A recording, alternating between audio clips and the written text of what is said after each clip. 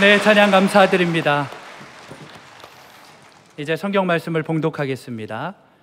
각 가정에서 온라인 생중계 예배로 참여하시는 성도님들께서도 함께 봉독해 주시기 바랍니다. 오늘 우리에게 주시는 하나님의 말씀은 신약성경 누가복음 12장 16절에서 21절까지 말씀입니다. 제가 가지고 있는 성경은 신약성경 114페이지입니다. 누가복음 12장 16절에서 21절까지의 말씀을 함께 교독하시겠습니다. 제가 먼저 읽겠습니다. 또 비유로 그들에게 말하여 이르시되 한 부자가 그 밭에 소출이 풍성함에 심중에 생각하여 이르되 내가 곡식 쌓아둘 곳이 없으니 어찌할까 하고 또 이르되 내가 이렇게 하리라 내 곡간을 헐고 더 크게 짓고 내 모든 곡식과 물건을 거기 쌓아두리라. 또 내가 내 영혼에게 이르되 영혼아 여러 해 쓸 물건을 많이 쌓아두었으니 평안히 쉬고 먹고 마시고 즐거워하자 하리라 하되 하나님은 이르시되 어리석은 자여 오늘 밤에 내 영혼을 도로 찾으리니 그러면 내 준비한 것이 누구의 것이 되겠느냐 하셨으니 자기를 위하여 재물을 쌓아두고 하나님께 대하여 부요하지 못한 자가 이와 같으니라. 아멘. 사랑하는 형제자매 여러분, 영가족 여러분, 일주일 전만 하더라도 상상도 할 수 없는 특세의 영광과 은혜를 주신 주님을 찬양합니다. 한 치의 오차도 없었어요. 또 게시판에 이런 분들이 이제 마음을 모은 것이 뭐냐면 하나님의 타이밍이었다. 여러분, 하나님의 타이밍의 은혜를 받기를 바랍니다. 영적인 대성황이었다. 잔치였다. 천국 잔치의 예고편을 맛보기를 바랍니다. 그리고 무엇보다도 특세를 통하여 삶의 수많은 어려운 것들이 대반전이 일어났다. 대반전의 역사가 일어나기를 바라는 것이에요. 꿈같은 특세를 하게 하시고 이 팬데믹을 훌쩍 뛰어넘는 복을 받았다고 생각합니다. 그래서 어제 마지막 우리 찬양 예수 산소망 Jesus Christ My Living Hope라고 막 찬양을 하는데 막 사람들이 막 그냥 모든 성도들이 같이 이렇게 비상을 하는 거예요. 알 사람은 알도다. 막 비상을 하는 거예요. 다시 한번 여러분 인생, 자녀들, 여러분 생애, 그 다음 우리 교회, 이민족이 비상하기를 바랍니다. 비상하기를 바라고, 자, 오늘은 특세 후의 첫 추수감사 주일인데요. 자, 이 모습도 강단에 우리 찬양대가 올라와 있고 이렇게 이 모습도 2주일 전만 하더라도 상상도 못하는 거예요. 자, 그렇다면 우리의 생에도 하나님 상상할 수 없는 은혜의 반전이 일어나게 해 주십시오. 사람이 예수님을 믿고 구원받고 난 다음에 제일 먼저 나타나는 현상 중에 하나가 지난 주일날 바울이 예수 믿고 제일 먼저 거꾸로 졌다가 바울이 예수님 믿고 제일 먼저 한 게 뭐라고 그랬죠? 기도 중에 기억나십니까? 그것도 제일 먼저 한 것이 기도였어요. 기도. 그런데 하나님께 영광 돌리고 정말 말씀의 영광, 찬양의 영광, 기도의 영광, 이 하나님의 영광을 체험한 사람들은 제일 먼저 하는 게 뭘까요? 요한계시록 11장 16절 17절에 보면 24장로가, 천국의 우리 대표적인 24장로가 어린 양 되시는 예수님께 엎드려서 하나님께 얼굴을 땅에 대고 하나님께 경배하여 이르되 뭐하옵나니? 감사하옵나니. 그러니까 24장로가 하나님께 영광 돌리고 난 다음 입술에서 떨어지는 첫 음성이 뭐냐? 감사합니다. 감사합니다. 자, 변화받고 깨어지고 난 다음에는 기도가 제일 먼저 나가고, 그 다음에 변화된 하나님의 백성들이 하나님께 영광 돌리고 난 다음에 납작 엎드려서 그 입술에서 떨어지는 첫 말이 뭐냐? 첫 단어가 뭐냐? 감사합니다. 오늘 이 감사가 여러분들의 막힌 삶의 모든 것들을 뻥 뚫어주시길 바라는 것이.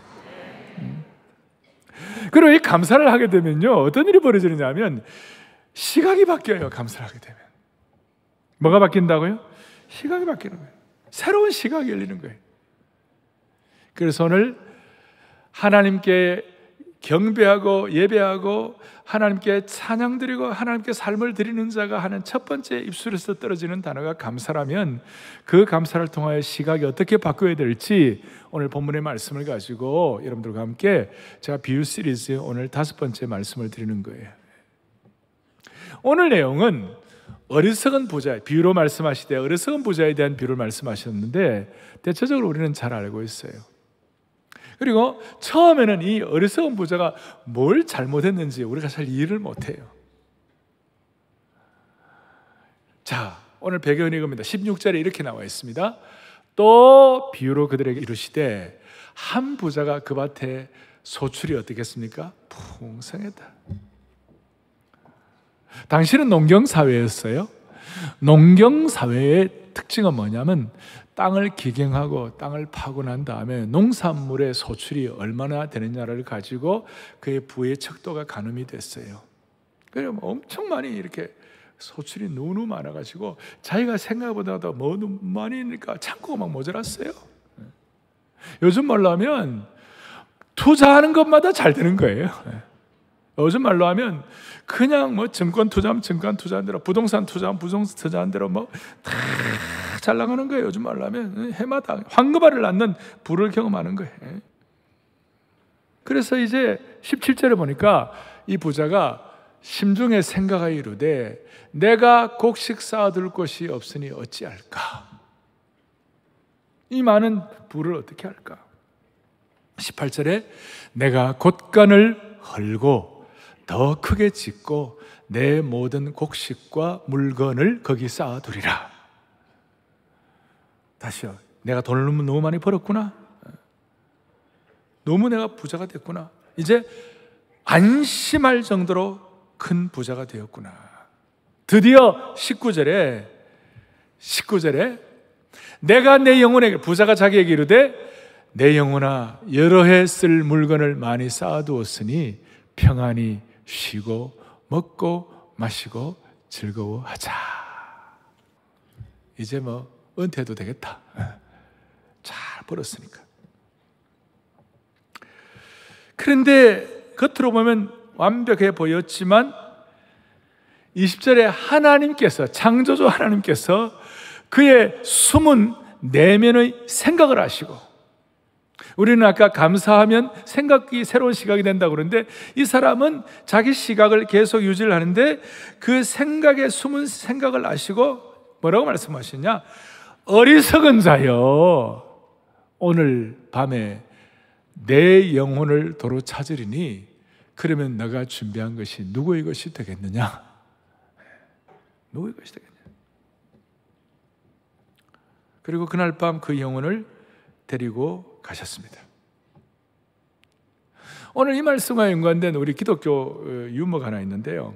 어떤 돈 많은 부자가 하나님, 제가 재산의 일부분을 하나님께 드릴 테니 저 좀 오래 살게 해주세요 그랬어요. 그래서 하나님이 너 재산 반을 바치면 내가 1000년을 살게 해주겠다. 1000년. 그래서 이 부자가 사람들에게 자기는 이제 하나님이 자기의 1000년 살게 해줬다고, 살게 해줄 거라고 막 자랑을 했어요. 자랑을 한 다음 그 다음 날 이 부자가 심장마비로 죽어버렸어요. 그걸 본 부자의 아들이 도무지 이해가 안 돼가지고 하나님 어떻게 그렇게 하나님이 거짓말할 수 있습니까? 1000년 살게 해준다고 해놓고 하루 만에 불러가시다니 그런 게 어디 있습니까? 그러니까 하나님께서 이놈아 너는 성경을 못 봤느냐? 성경에 죽게는 1000년이 하루 같고 하루가 1000년 같다. 1000년이 하루 같고 하루가 1000년 같다. 여러분, 이 부자가 왜 이렇게 어리석게 됐을까요? 첫째, 자기가 많이 번 걸 그게 자기 거라고 생각했어요. 자기가 재산의 주인이라고 생각했어요. 그런데 진짜 재산의 주인이 누구인지를 몰랐어요. 자기 재산의 주인이 자신이 아님을 몰랐고 자신은 관리자일 뿐 주인은 하나님이신데 그걸 몰랐어요. 우리식으로 말하면 청지의식이 없었다는 거예요. 자기 손에 잡고 있는 것은 다 자기 거라는 사고방식을 가졌어요. 사실은 물질은 하나님 우리가 이 땅에 살아가는 동안 하나님 우리에게 맡겨주신 것인 줄로 믿습니다. 제가 기대하는 아멘 소리만큼은 안 크네요. 보니까 다 착각이에요. 생각이 안 바뀌는 거예요. 금요일에 메시지를 전하는 우리 젊은 현승은 원장, 제 아들뻘인데 젊은 사람이 하나님께서 은혜 줘 큰 부를 이루었어요. 자기는 그걸 한 번도 자기 거라고 생각해 본 적이 없대. 요즘 보게 되면 참 지혜로운 크리스찬 기업가라고 생각합니다. 그래서 자기는 청직이란 말을 입에 달고 다니더라고. 보니까 청직이란 말 계속 써요. 근데 대부분 자수성가한 분들은 이 청직이란 말 얘기하면 안 좋아해요. 내가 어떻게 땀을 흘려서 어떻게 고생해가지고 내가 그걸 일구었는데 그런 생각이 많아요. 여기에 대해서 성경은 분명하게 말씀합니다. 역대상 29장 11절 12절에 천지에 있는 것이 다 주의 것이로소이다. 그 다음 부와 귀가 주께로 말미암고 부한 것과 귀한 것이 다 주님께로부터 옵니다. 그 뜻이에요. 이 말씀은 이 세상에서 가장 부자였던 다윗이 한 말이에요. 다윗이 얼마나 부자였는가? 당시 예루살렘 거리는 은이 돌처럼 흔할 정도였어요. 그러니 그 부자인 다윗이 이렇게 한 말이니까 믿어도 됩니다. 믿어도 돼요. 이거 믿어서 손해본 사람은 인류 역사상 한 명도 없어요. 이걸 모르니까 문제가 되는 거예요. 다시 한번, 부와 귀가 누구에로 말미암습니까? 주님께로 말미암고. 본문의 부자는 이걸 몰랐어요? 재산의 주인이 자신이 아님을 몰랐어요? 진짜 주인이 있는 걸 몰랐어요? 자신이 쌓아놓은 재물이 자신의 생명을 연장하거나 보장하지 못할 것도 몰랐어요? 이게 첫 번째 잘못이에요. 진짜 주인이 누군지 몰랐다. 두 번째로는 재물을 쌓고 즐기는 데만 사용했지 더 중요한 것에 사용하는 법을 몰랐어요. 제대로 된 재산 쓰는 씀씀이를 몰랐어요. 더 중요하게 사용해야 한다는 가치도 몰랐어요. 하나님이 주신 재물을 선한 의도로 더 귀하게 사용하는 방법을 모르고 그저 재물은 내가 즐길 수 있는 내가 내 자기애로 충만했어요. 그래서 오늘 본문에 보면 원어에는 나의라는 단어가 4번 나오고 나는이라는 단어가 8번이에요. 그저 나는이라는 내가라는 말이 12번을 반복해서 나오는 거예요. 자신에게만 관심이 있었어요. 내 창고에다가 내 이기심의 자아만 충만히 채워놓은 거예요. 나. 그래서 더 중요한데 뭘 어떻게 써야 될지를 몰랐어요. 진짜 주인 모르고 더 중요한 사용처 모르고 세 번째 뭘 몰랐는가? 자기가 하나님 앞에 설 때에 빈털터리로 죽을지를 몰랐어요. 땅에 있는 곳간에는 잔뜩 쌓아두었지만 막상 죽어보니까 빈손이었어요. 정말 몰랐어요. 여러분 이런 말을 아시는지 모르겠습니다. 죽음의 영구차 뒤에 현금 수송 차량이 따라가지 않는다. 아주 재밌는 얘기예요. 또 재밌는 얘기 있어요. 죽은 사람이 얼마나 재산을 남겼습니까? 이 질문은 사실 쓸데없는 질문인지 몰라요. 이건 답이 항상 죽은 사람이 재산을 얼마나 남기겠는가? 이 답은 항상 전부 남겨요. 전부 남겨요. 전부. 모든 사람은 전부 다 남겨놓고 죽습니다.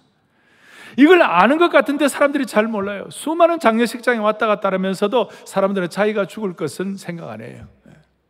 똑같은 원리예요. 다 남겨요. 다 남겨요.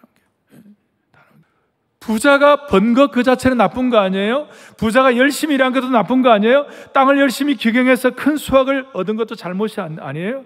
그런데 문제가 뭐냐? 어리석은 것이 문제예요. 다시요. 모든 사람은 전부 남기고 갑니다. 전부.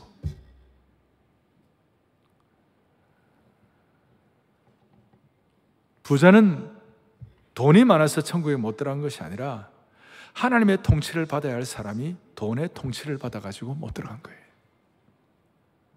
그래서 여기서 깊이 생각할 것이 있어요. 그것이 뭐냐면 자기 능력을 넘어선 성공이 항상 문제예요. 자기의 그릇을 넘어선 성공이 항상 조심스럽다니까요. 다시요. 그 밭에 소출이 풍성했다고 그랬습니다. 사업 번창하는 나쁜 거 아니고, 승진하고 연봉이 오른 거 잘못된 거 아니고, 투자가치 오른 것도 나쁜 거 아니에요. 문제는 뭐냐? 왜 주님이 이 사람을 어리석은 자라고 말씀하셨는가? 19절에 여러 해 쓸 물건을 많이 쌓아뒀으니 평안에 씻고 먹고 마시고 즐거워하자. 어떤 뜻이에요? 자신의 부가 자신의 즐거움과 자신의 안정을 보장할 것이라고 믿었던 거예요. 그 바보 같은 어리석음. 부의 가장 큰 문제예요. 모든 거 다 갖춰 있으면 자기가 평안할 것이라고 생각하는 참 어리석은 거예요. 그래서 어리석은 부자의 진짜 큰 문제는 뭐냐면요, 능력을 넘어선 성공이었어요. 자기의 실력과 자기의 능력을 넘어선 성공이에요. 부자가 기대한 것보다 더 많이 출세해요. 그러니까 창고를 넘었죠. 거기에 주소할 거 쌓을 데가 없었어요. 자, 무슨 뜻이냐? 우리 입장에서는 우리가 쓸 수 있는 것보다 돈이 더 많고, 우리가 먹을 수 있는 것보다 음식이 더 많고, 우리가 입을 수 있는 옷보다 옷이 더 많고, 우리가 운전할 수 있는 것보다 자동차가 더 많고, 갈 수 있는 것보다 집이 더 많고, 잘 수 있는 침대보다 침대가 더 많고, 셀 수 있는 것보다 소가 더 많아질 때, 이때 문제가 되는 것이죠. 하나님께서는 부자가 열심히 일해서 성공했다고 벌하신 것이 아니에요. 문제는 자신의 능력을 넘어선 성공을 가지게 되었을 때에, 이제 오늘 핵심이에요, 그 마음이 어리석은 판단을 하게 된 것이. 그 마음이 잘못된 판단을 하게 된 것이. 마음이. 여러분, 이런 내용들을 가지고 지금도 인터넷에서 로또라는 단어를 치면 가장 먼저 만나는 기사 중에 하나가 로또의 비극이라는 제목이에요. 돈 때문에 아내가 남편을 죽이고, 남편이 아내와 가족을 죽이고, 형이 동생을 죽이는 비극적인 실제 사건이 일어나는 거예요. 능력을 넘어선 대박이 갖는 실체예요. 여러분, 톨킨의 반지의 제왕이라는 영화를 보았을 것입니다. 인간에게는 절대 반지가 권력이 아니라 재물이 되면 그때부터 어리석은 부자처럼 비극적인 운명을 향하여 낭떠러지를 향해 달려가는 기차처럼 폭주하는 것이에요. 그래서 주님께서는 뭐라고 말씀하나요? 이 창조의 원리에 어긋나니까, 창조의 원리는 뭐냐면요, 마태복음 6장 24절에 너희가 하나님과 재물을 겸하여 섬기지 못하느니라 그랬어요. 하나님과 재물을 두 가지를 같이 섬기지 못하는, 그래서 이 말씀을 드려도 많은 분들이 돈이 독이 되더라도 그거 한번 벌어봤으면 좋겠다. 그 사람들이 그렇게 어리석어요. 그래서 우리가 어리석은 자 되지 아니하고 우리의 마음이 어리석은 판단을 하지 않기 위하여 어떻게 해야 되는가? 우리가 오늘 주제의 핵심이 하나님께 대한 참된 부유함을 주시기를 바라는 것이에요. 인생을 우리가 하나님에 대한 참된 부유함을 갖는다고 말을 할 때에, 여러분, 사도 바울 같은 대단한 분도요, 우리가 하나님에 대한 참된 부유함을 왜 갖습니까? 이 땅에 있는 삶이 전부 다라면 우리가 이럴 필요가 없어요. 영원한 세계가 있다, 부활의 능력을 안다, 이거 모르는 사람은요, 이 땅에 이런 설교 무슨 말인지 잘 못 알아들어요. 그러나 우리는 죽음 이후에 영원한 세계가 있다고 믿습니다. 우리는 부활의 능력을 믿는 것이에요. 확신하고 이 자리에서 예배를 드리는 거예요. 이렇게 예수님 모르는 사람은 마스크 끼고 이와 같이 하나님 본당에서 이렇게 최선을 다하여 마음과 뜻과 정성을 다하 예배드리는 우리들의 모습을 이해를 못해요. 근데 우리는 알아요. 왜 이게 우리는 귀한 거예요? 죽음 이후에 영원한 세계를 우리는 믿습니다. 이거예요. 이 땅의 삶이 전부가 아니라는 것을 우리가 확신하는 것이에요. 어떻게 이 땅의 삶이 전부일 수가 있는 거예요? 사람은 영적인 존재인데, 죽는 것은 육신이 죽을 뿐이고 우리의 영은 영원히 사는 거예요. 그러니 바울 같은 사람들도 고전 15장 32절에 뭐라고 얘기하나? 이런 얘기를 해요. 내가 사람의 방법으로 에베소에서 맹수와 더불어 싸웠다면 내게 무슨 유익이 있겠냐고. 그 다음에 죽은 자가 다시 살아나지 못한다면 내일 죽을 터이니 먹고 마시자 하리라. 만약에 우리에게 죽음 이후에 부활이 없다면 오늘 우리는 캐세라세라하고 그냥 오늘 하루 불나방처럼 살다가 즐기다가 그냥 저 남태평양 거기 가서 기타 치면서 노는 거예요. 문제는 영원한 세계의 하나님을 모르고 축적한 부와 재물을 하나님보다 더 소중하게 여겨가지고 그것이 재앙이 되는 인생이 되면 안 된다는 것이죠. 부자는 내세를 고려하지 않았어요. 그 해결 방법이 뭐냐? 21절, 자기를 위하여 재물을 쌓고 하나님께 대하여 부여하지 못한 자가 이와 같으니라. 다른 말로 하면 사랑하는 성도들이여, 우리 온 성도들은 의사 누가가 우리에게 하고 싶은 말은 이거예요.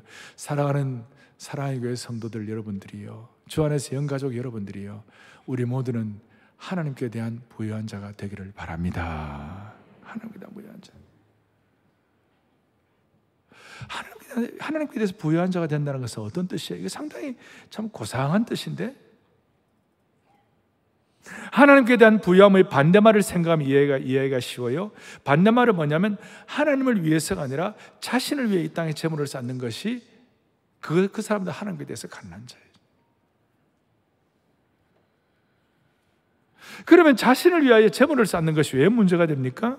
그 이유는 창조주 하나님께서 본래 우리를 지으신 하나님의 의도와 반대되는 행동을 하기 때문에, 하나님을 의뢰하는 피조물 우리를 지으셨는데 자신을 의뢰하게 되니까, 하나님보다 자기가 쌓은 부를 더 의지하게 되니까 그때부터 이제 막 삐뚤어지게, 막 문제가 생겨. 겉으로는 멀쩡한데 속으로는 막 속 사람이 완전히 헤매기 시작하는 거예요. 그게 막 깨어지고 난리가 나는 거예요. 여러분 한번 생각해요. 요즘 여러분 왜 짜증 나십니까? 어떤 분들은 화가 나고 불안하고 불만이 가득한 분이 있을 거예요. 가만히 생각해 보세요. 이게 좀 수준 있는 얘기인데요, 사람들이 지금 짜증나고 화나고 불안하고 불만이 가득한 이유가 뭐냐면요, 내가 의지하는 것이 나를 보호하지 못한다 그랬을 때 짜증나는 거예요. 봐요, 다 못 알아들어가지고 지금 무슨 말이에요? 내가 지금 의지하는 남편이 나를 보호하지 못한다 그래서 짜증나는 거예요.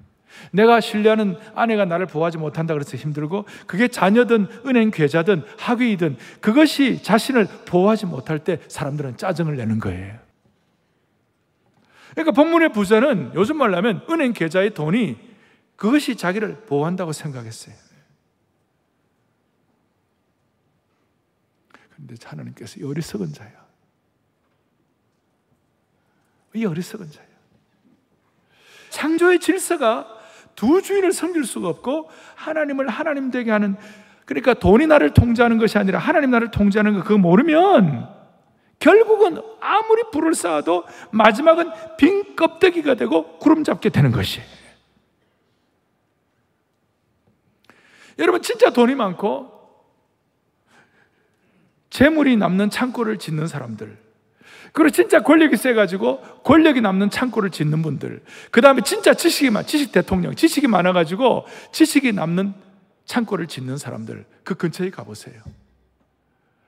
아무도 없어요. 혼자예요. 고독해요. 진짜 마음을 통할 사람이 아무도 없어요. 그 창조 질서가 그래요. 자기의 재물과 자기의 권력과 자기의 지식을 거기에다가 하나님보다 더 우선순위 두는 그 순간, 그 사람은 이 우주 속의 외톨이가 되는 것이에요. 목사님 그렇든 말든 나는 한번 올라가면 좋겠습니다. 여러분, 그게 재앙이에요, 재앙. 하나님을 의뢰하는 것이 창조 질서인데, 자기의 지식과 권력과 부를 의뢰하게 되면 반드시 빈 껍데기가 남는 거예요. 여러분, 저는 40년 이상 목회를 하면서 제 주위에 어떤 분들은 진짜 돈이 있을 만큼 있는 분도 만나봤어요. 권력이 대단한 분도 만나봤어요. 지식이 대단한 사람도 여러 번 만나봤는데, 제가 한 번씩 좀 이렇게 통할 때는 진짜 당신하고 가까운 사람이 있냐면 아무도 없어요. 우리는 죽음 위에 무엇이 있는 것을 아는 사람들입니다. 맞습니까? 그리고 우리는 두 주인을 섬기지 않는 사람들이 되어야 할 것입니다. 맞습니까? 그래가 주님을, 우리의 마음을 가지고 의뢰를 하면 하나님 우리에게 영적으로 가까운 사람도 주시고 짜증나지 않는 인생을 만들어 주시는 것입니다. 그러면 좀 더 구체적으로 하나님께 대한 부여함이 뭔가, 제가 일반적으로 말씀을 드렸고, 구체적으로 뭐냐면 내 마음이 하나님께로 향하는 것입니다. 여러분, 특세가 좋은 것은 특세에 나오면 적어도 내 마음이 하나님을 더 의지하게 되는 것입니다. 한 번 더요. 하나님께 대한 부유함은 마음이 하나님께로 향하는 것이다. 조금 더 깊이 들어가면 하나님께 대한 부유함은 세상에서 우리가 큰 부를 이루었을 때 그 부를 사용해 가지고 하나님을 어떻게 귀하게 여기는지를 보이는 것이, 보여드리는 것이. 우리가 가진 부가 하나님을 더 의지하는 것으로 표현되어야 되고, 우리가 가진 부가 하나님을 더 의지하는 증거가 되어야 되는 것이에요. 하나님께 대한 부유. 오늘 이 귀한 추수감사 주일날, 저와 여러분이 하나님 앞에서 진실로, 성수관자가, 하나님 예배하는 자가 제일 먼저 첫 번째 입에 떨어지는 단어가 감사라면, 오늘 우리의 마음이 어디에 있는지를 점검하고 우리의 마음이 하나님께로 향하여 있는 하나님께 대한 부유한 자가 되기를 바라는 것입니다. 우리 온 성도들 한번 하나님께 대하여 부유하시기를 바랍니다. 하나님께 대하여 부유하기를 소망합니다. 그래서 우리 앞뒤 좌우 옆에 하나님께 대해 부유하십시다. 한번 격려합시다. 하나님께 대하여 부유하십시다. 하나님께 대하여 부유하십시다. 하나님께 부유하십시다. 하나님께 대하여 부유하기 위하여 실천할 것이 있어요. 그것이 뭐냐? 첫째, 하나님께 받은 은혜가 얼마나 큰지 처절하게 느껴야 돼요. 절실하게 느껴야 돼요. 지금이 내 인생의 끝이 아니게 하시고, 예수 믿는 것만도 귀한데, 감사한데, 우리에게 사명 주시고 죽어도 가야 할 하나님 나라에 대한 사명을 가지고 달려갈 수 있는 게 얼마나 감사한지, 처절한 은혜가, 그 은혜에 대한 감사가 있어야 되는 것이에요. 그리고 이 은혜를 받으면 모든 것을 당연시하지 아니하고 그저 모든 것이 하나님 은혜예요. 그래 될 때 부유하게 되는 거예요. 복음성가 가사대로 어찌하여라는 복음성가 아시죠? 어찌하여야 그 크신 은혜 갚으리. 무슨 말로서 그 사랑 다 보답하리요. 하늘의 천군과 천사라도 나의 마음을 다 모를 거야. 여러분, 그렇게 말할 수 있어요. 어제 특세 마치고 정말 주님 앞에 감사하고 저는 뒤에 무릎 꿇고 기도하는데요, 진짜 하늘의 천군과 천사라도 내 마음 다 모르리. 야, 그러니까 우리가 천사도 흠모하는 하나님의 사람으로 역사하는 것이에요. 놀라워. 그 다음에 뭐라고 되어 있어요? 바치리라 모두 나의 일생을 주님께. 그 다음에 또 세상의 영광 명예도 갈보리로 돌려보내리. 이게 하나님의 크신 은혜. 어찌하여 주의 크신을 받겠습니까? 그래서 이렇게 될 때 자연스럽게 하나님 앞에 내 시간도 기쁨으로 바치고, 내 재물도 기뻐하면서 바치고, 내 소산물의 처음 열매도 기쁨으로 하나님 앞에 올려드리고. 그래서 헌금은요, 하나님께 빼앗기는 게 아니에요. 헌금은 하나님 나라의 기쁨으로 축적하는 거예요. 우리 영원한 세계가 있다는 걸 믿기 때문에. 그래서 우리는 기쁘고 신나게 헌금하는 것이 사실은.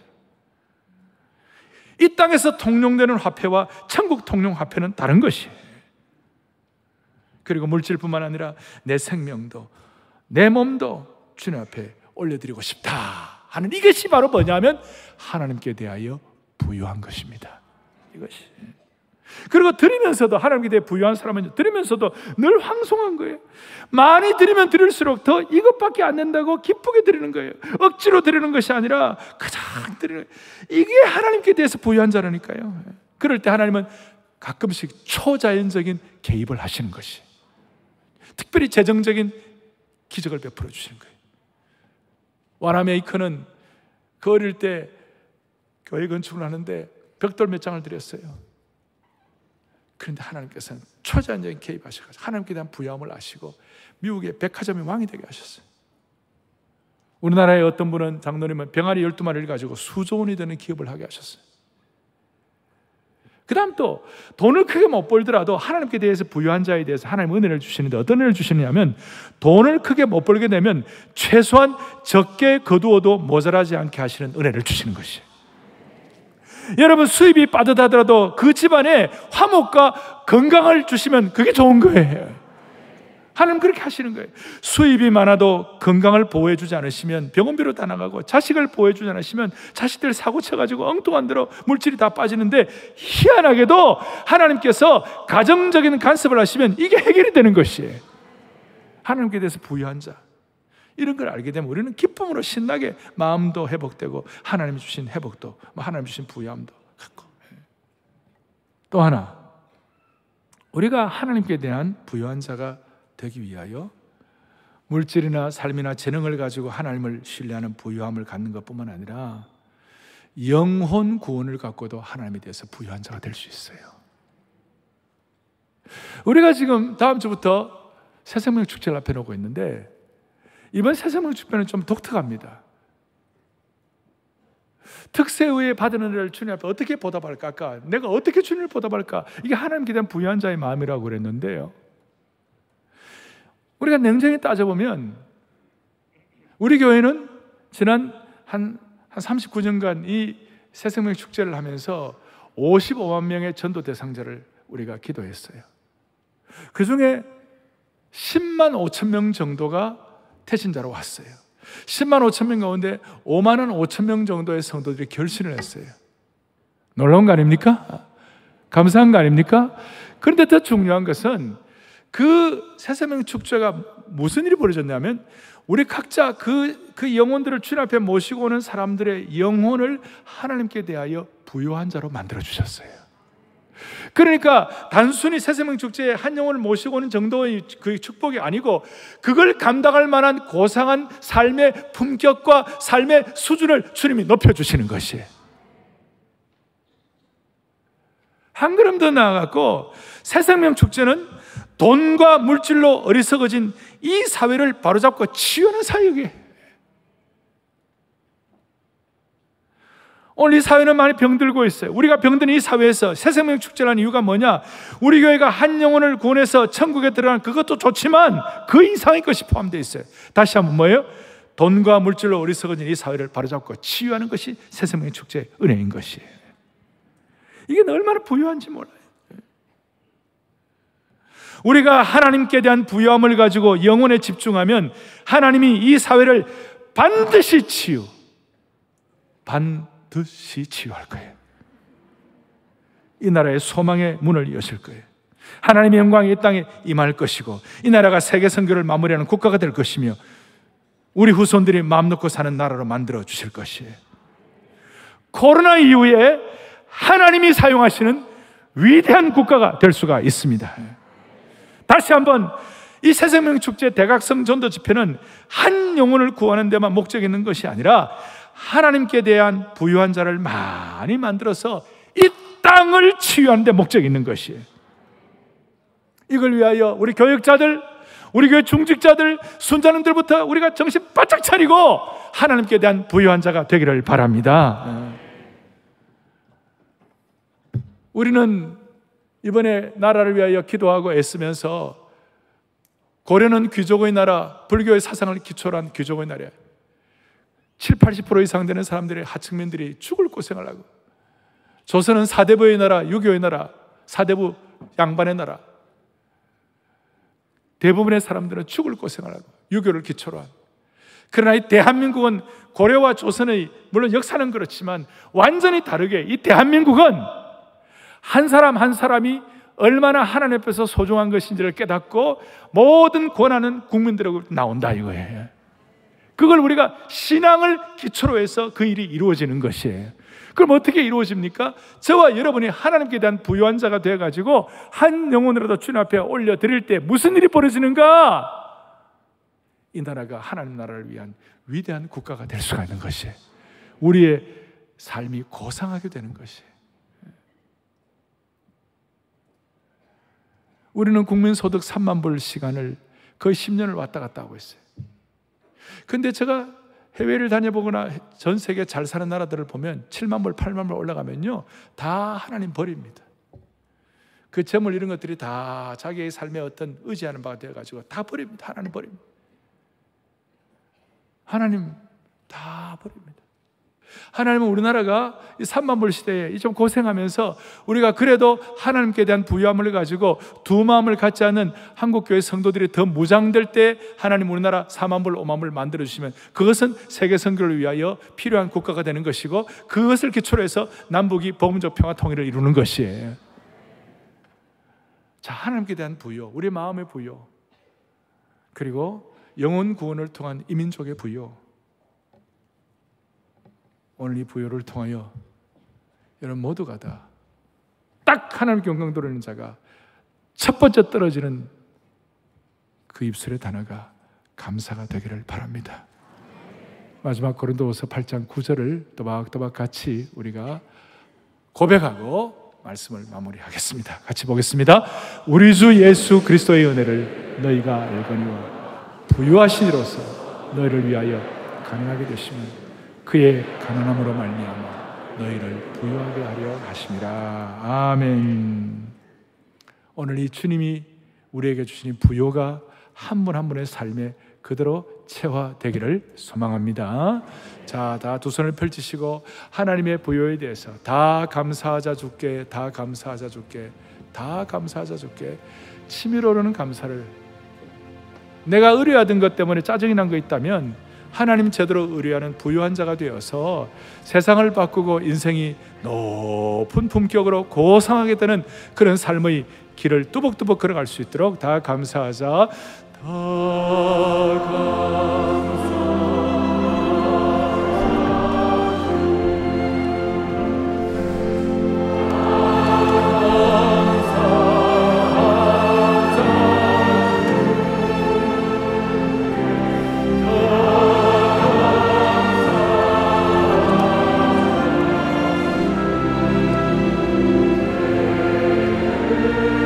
모든 감사를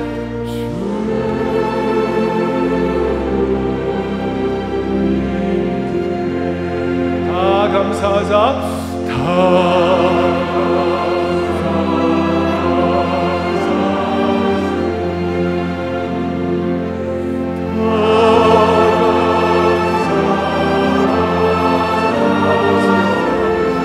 우리의 모든 감사를 받으소서. 다 감사.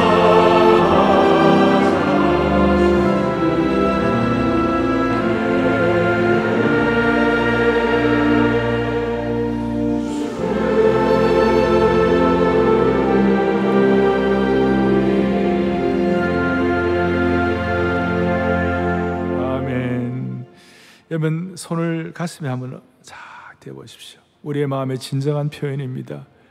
어떻게 보면 이 시간을 통하여 우리는 한 차원 우리의 삶의 품격이 올라갈 수 있는 것입니다.